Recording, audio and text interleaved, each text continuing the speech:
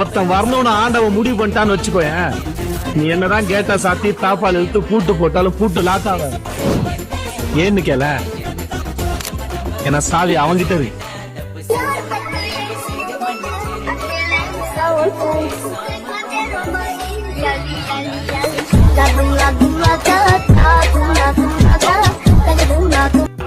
உன்னை 10 பேருக்கு பிடிக்கலனா தான் நீ லைஃப்ல ஏதோ உருப்படியா பண்றேன்னு அர்த்தம். எல்லாருக்கும் நல்லவனா இருக்கும்னு நினைச்சா உனக்கே உன்னை பிடிக்காம போயிடும். நீ பேசுறது அவங்களுக்கு பிடிக்கலையா, பரவாயில்ல, உன்னை பின்னாடி தள்ள பாக்குற